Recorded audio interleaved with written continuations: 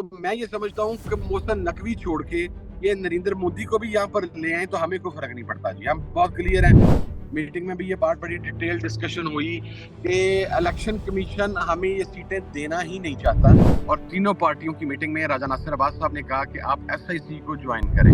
हमसे तो दो पार्टियों से, एमडब्ल्यूएम से और एसआईसी से मदद मांगी गई थी पाकिस्तान तहरीक इंसाफ की तरफ से, और हमने इत्तेहादी के तौर पर उनका साथ दिया, साथ दे रहे हैं और आइंदा भी साथ देते रहेंगे। तो ये भी मैं बड़ा कैटेगराइज करके क्लियर कर रहा हूँ। मैं ये समझता हूँ कि इंसान अपनी काविश के साथ अच्छे को बुरा कर सकता है, बुरे को अच्छा कर सकता है। ऐसा इसी के साथ ज्वाइनिंग होगी, ये इमरान खान साहब का फैसला था जी। और मेरा जो कल का ट्वीट था, it was not a person specific tweet जी।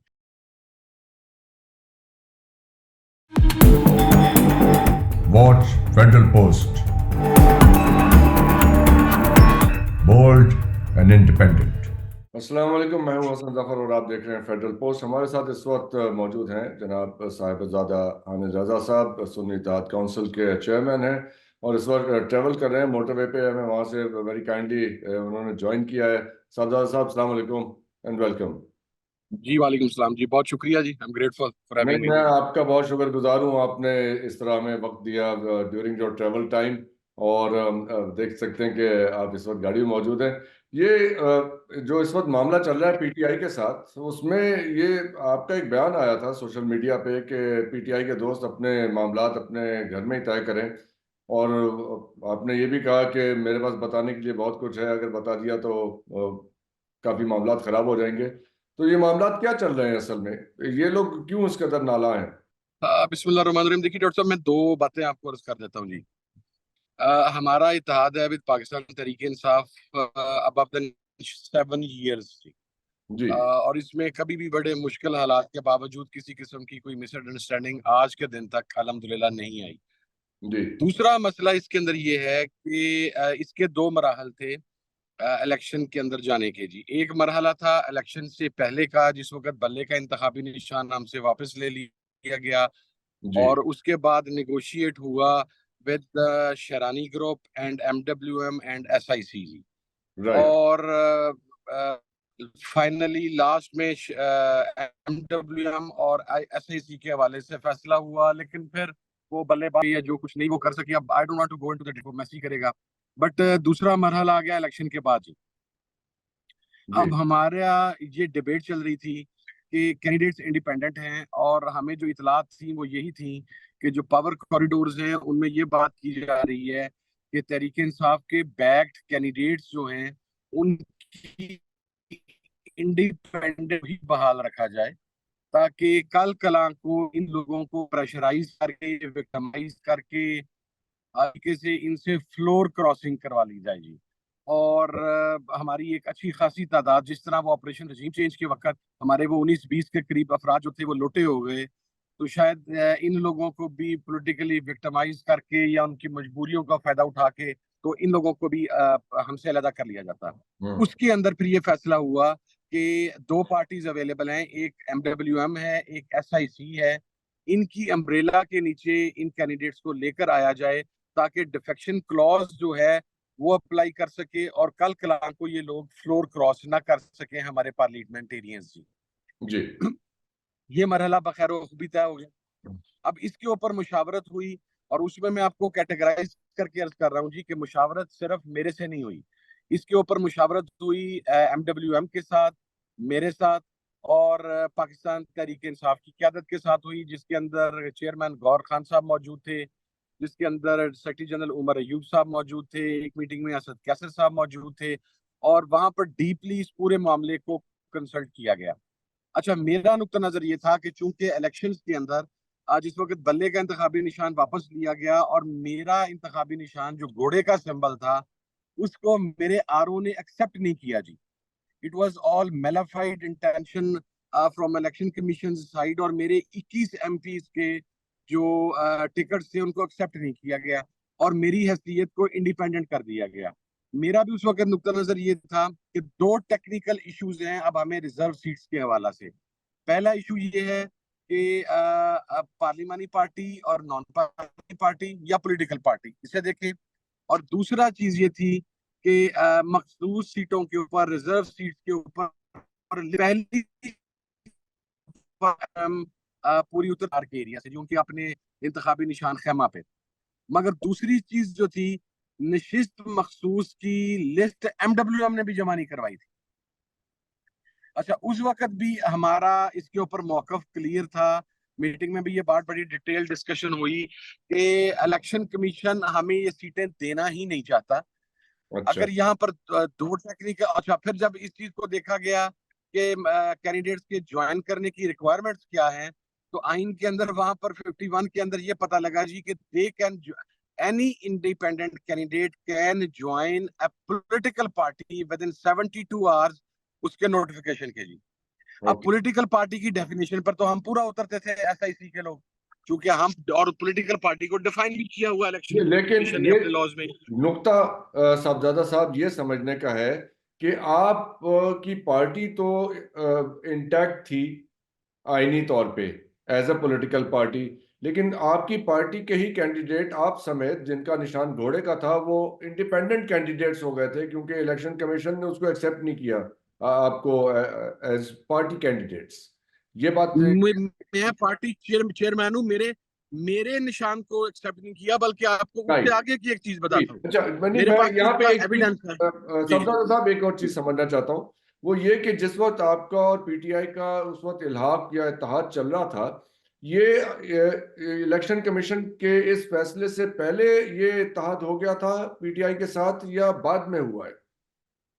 नहीं जी, हमारा इत्तेहाद तो था इलेक्शन कमीशन के साथ 7 साल से, और मैंने जब इंतखाब लड़ा है तो हम एक अलायंस के तहत ही गए हैं। पीटीआई ने मेरे मुकाबले पे अपना कैंडिडेट नहीं दिया था, और ठीक मुझे है। इमरान खान साहब के चाहने वालों के वहां पर वोट मिले, तो ये चीज तो राइट। हमारी पहले डिसाइडेड थी जी।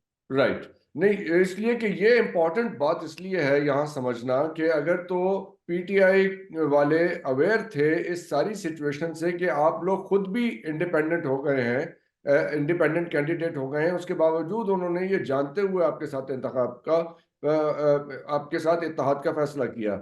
यानी कि अब सवाल फिर उठता है बैरिस्टर गौहर अयूब पे और पीटीआई के मरवत साहब पे और दीगर वहां पे जितने वकला, सीनियर वकला पीटीआई को इस वक्त चला रहे हैं या उनके ओहदेदार हैं, वो किस चीज के वकील हैं अगर उनको इस कानूनी नुक्ते की समझ नहीं आई थी? That is the question here. मैं अब आपको ये बात इस पर अर्ज कर देता हूँ जी। बिल्कुल पीटीआई की तमाम क्यादत को इल्म था, और इस मुशावरत के बाद ये मुशावरत हुई भी इमरान खान साहब के कहने पर थी कि हम तीनों पार्टीज के लोग बैठे। जब फैसला हो गया कि Raja Nasir, I was insisting basically कि आप एमडब्ल्यूएम। जी, आपको अब आवाज अब ठीक आ रही है आवाज हमारी? जी आवाज आ रही है जी मुझे, जी जी। बिल्कुल जी। ये बात आप दोहरा दीजिए, ये जो आपने कही थी, ये वो बीच में लैग आ गया हमारा। अच्छा, मैं उसमें अर्ज कर देता हूँ जी कि हमारा एमडब्ल्यूएम के साथ गुज़श्ता 20 साल से इत्तेहाद है, और बड़ी आपस में हमारी अंडरस्टैंडिंग है। जब ये मीटिंग चल रही थी और ये मीटिंग स्टार्ट हुई खान साहब के कहने पर कि आप इन दोनों पार्टीज की लीडरशिप के साथ राजा नासिर वाज इंसिस्टिंग। इमरान खान साहब से भी मुलाकात हुई, फिर हमारे साथ मुलाकात हुई, और तीनों पार्टियों की मीटिंग में राजा नासिर अब्बास साहब ने कहा कि आप एसआईसी को ज्वाइन करें। मेरा नुक्ता नजर ये था कि आप एमडब्ल्यूएम को ज्वाइन करें। लेकिन फाइनली पीटीआई की तमाम लीडरशिप के फैसले के बाद ये चीज भिजवाई गई इमरान खान साहब के साथ कि दोनों, क्योंकि हम दोनों पार्टीज की डिमांड कोई नहीं थी, ये गैर मशरूत था। हमने कोई रिजर्व सीट, कोई टिकट, कोई चीज भी डिमांड नहीं की थी, कोई leader of the opposition, nothing, nothing at all. Imran Khan ने फाइनल फैसला किया कि जी ज्वाइनिंग होगी एसआईसी के साथ, सुन्नी इत्तेहाद काउंसिल के साथ, सब गड़ी एसआईसी के साथ ज्वाइनिंग होगी। ये इमरान खान साहब का फैसला था, और इस फैसले को हम तक पहुंचाया गया बाकायदा प्रेस कॉन्फ्रेंस से पहले चेयरमैन साहब गौर खान साहब की तरफ से, उमर अयूब साहब की तरफ से, रऊफ हसन साहब की तरफ से, और उसके बाद पाकिस्तान तहरीक इंसाफ के सेंट्रल सेक्रेटेरिएट के अंदर वो प्रेस कॉन्फ्रेंस हुई जिसमें यह फैसला अनाउंस हुआ। तो ये कहना कि ये इसका इमरान खान साहब को इल्म नहीं था या इमरान खान साहब को नहीं बताया गया था, मेरा ख्याल है कि ये चीज हकाइक से मतसादम थी। जी। और मेरा जो कल का ट्वीट था, it was not a person specific tweet जी। मैंने को किसी खास बंदे के बारे में नहीं किया था। मैंने यही कहा था कि देखें, इमरान खान साहब के साथ अभी मुख्तलिफ sets of blocks of people जो हैं उनकी मुलाकात होती है।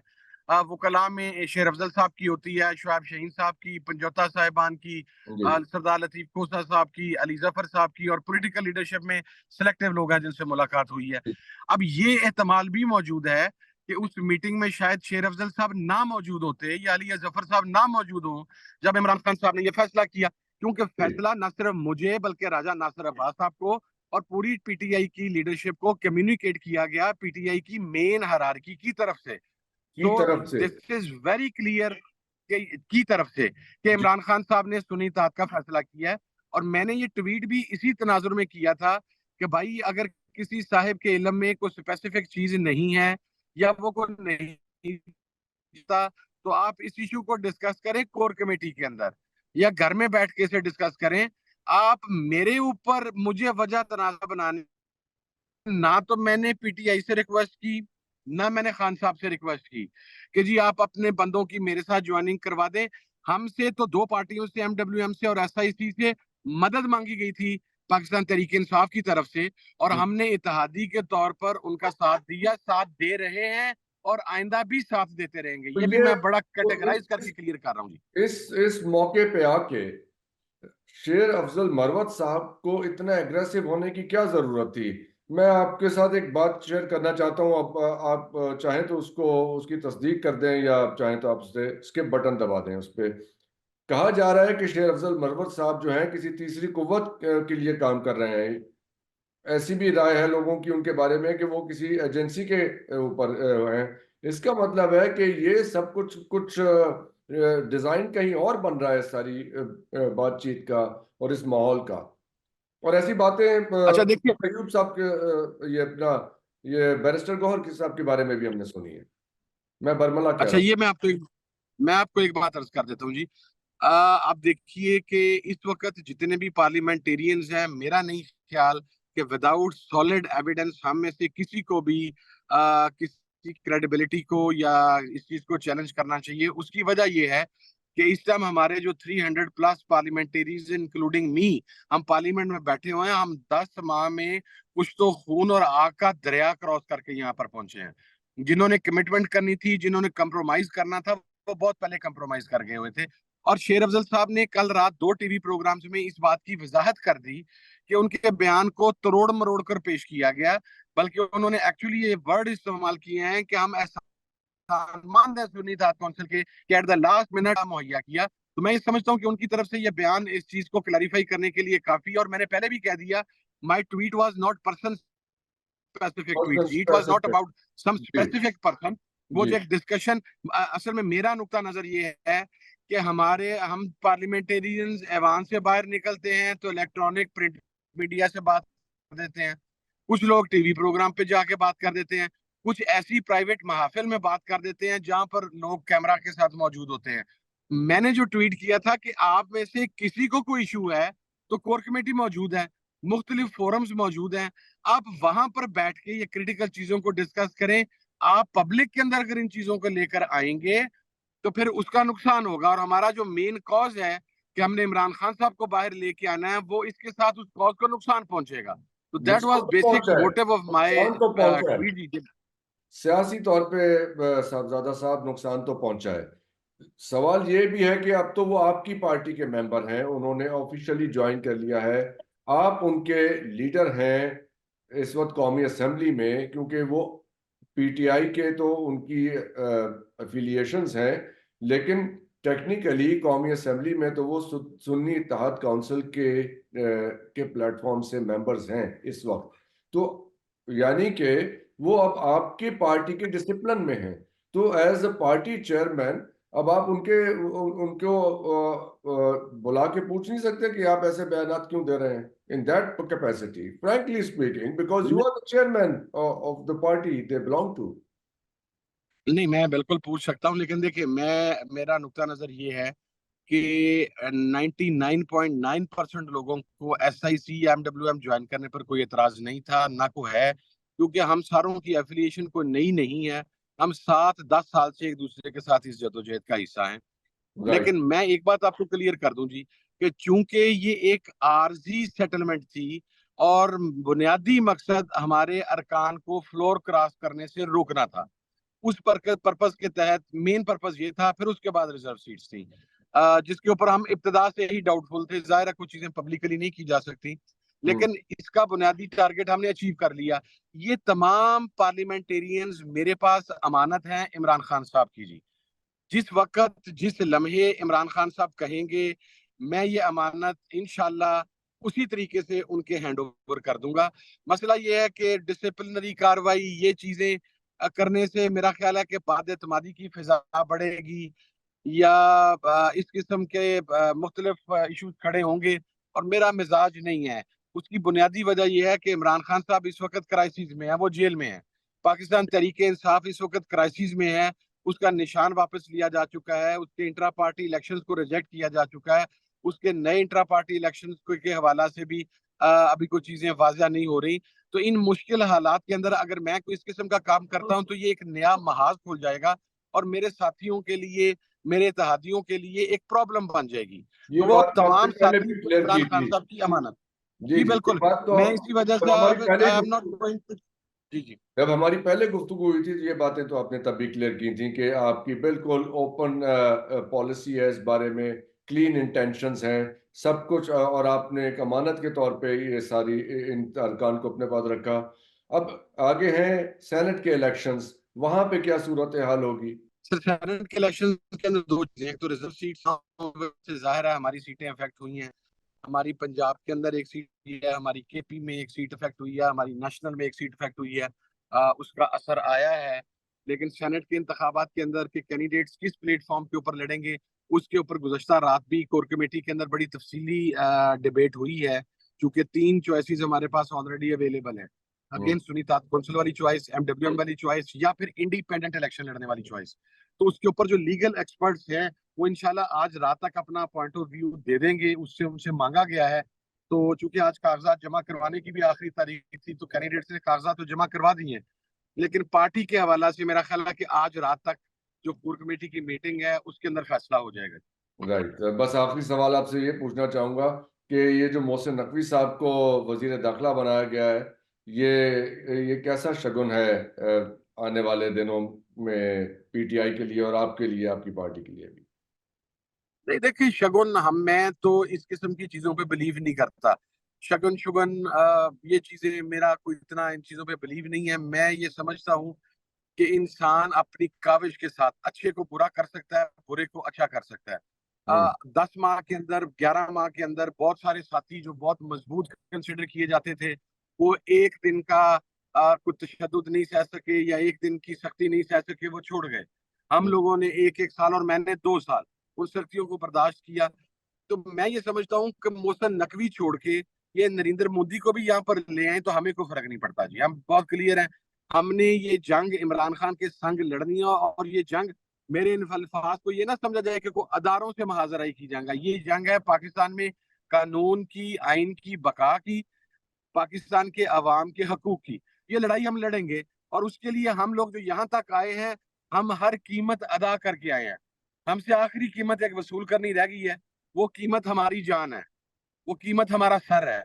मैं आपको अपनी जात की हद तक और अपने बहुत सारे पार्लियामेंटेरियंस की जात की हद तक आपको ये बात भी मैं गारंटी कर दूं कि जो कुछ हमारे साथ ह्यूमनली हो सकता था वो करने के बाद अगर हमारा सर भी लेना है तो हम सर देने के लिए भी तैयार हैं, हम गोली खाने के लिए तैयार हैं, मरने के लिए तैयार हैं। लेकिन ना इमरान खान से पीछे होंगे, ना इस कमिटमेंट से पीछे होंगे, ना अपनी इस जदोजहद से पीछे होंगे, और इंशाल्लाह पाकिस्तान की आवाम को उनका हक लेके देके रहेंगे इंशाल्लाह। साहबजादा हामिद रजा साहब, बहुत बहुत शुक्रिया। आप खैर से रहिए और खैर से अपनी मंजिल पे पहुंचे। और ख़वातीन हज़रात, हम आपसे इजाज़त चाहते हैं। आपके देखने का बहुत बहुत शुक्रिया। खुदा हाफिज़। पाकिस्तान जिंदाबाद। थैंक यू सर, बहुत शुक्रिया। Thank you very much sir.